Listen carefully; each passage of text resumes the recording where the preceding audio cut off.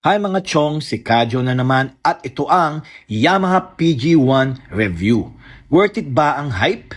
Scrambler ba siya? Underbone? O baka naman ito ang pinakamapapakinabangang motor na mabibili mo under 100,000 pesos.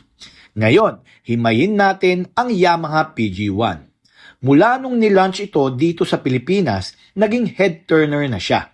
Pero bukod sa pagiging retro cool, totoo nga bang matibay ito gaya ng sabi ng Yamaha? Sinubukan ko itong Explorer bike na ito at pag-usapan natin ang specs, ride quality at kung ito nga ba ay perfect upgrade para sa daily commute o sa mga weekend getaway mo. Unahin natin ang neo-classic vibe niya. Grabe, nakuha ng Yamaha ang timpla rito. Meron siyang iconic round halogen headlight, rubber boots sa front forks, at 16-inch spoke wheels na balot ng black pattern tires. 114cc air-cooled single overhead cam ang engine nito na merong 9 horsepower at 9.5 Nm of torque. At syempre, naka 4-speed semi-automatic transmission. Aminin natin, sa papel, hindi ito pang karera. Pero dahil 107 kilograms lang siya, sobrang gaang nito dalhin. At sa 190mm ground clearance, hindi lang basta lubak sa Manila ang kaya nito. Kaya din ang medyo hardcore na kalsada. So, kumusta nga ba siya sa kalsada? Sa city, lubak killer ang PG1. Sobrang lambot at komportable ng suspension. Dahil upright ang handlebars, maganda ang view mo sa paligid. At dahil 795mm lang ang seat height, abot na abot siya kahit hindi ka katangkaran. Maganda sa kalsada pati na rin sa off-road. Hindi ito full-on dirt bike ha, pero para sa light trails at provincial roads, saktong-sakto siya.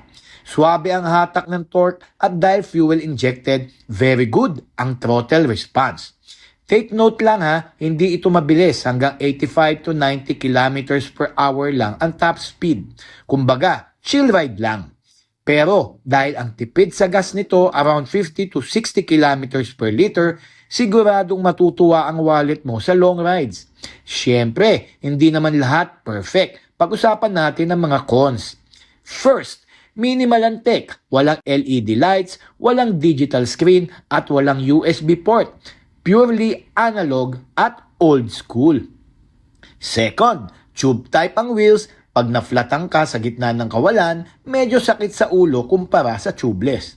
And lastly, ang presyo. Nagsisimula sa halagang 82,900 pesos. Medyo mas mahal siya kumpara sa Honda XRM o sa Suzuki Raider J crossover. Binabayaran mo rito ang Yamaha brand at yung scrambler aesthetic na talagang stand out. So, para kanino nga ba ang Yamaha PG1?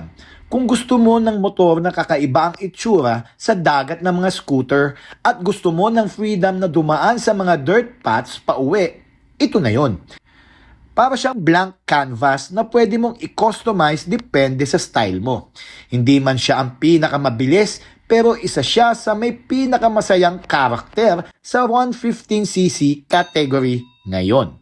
Ano sa tingin nyo? Worth it ba ang extra cash para sa PG1?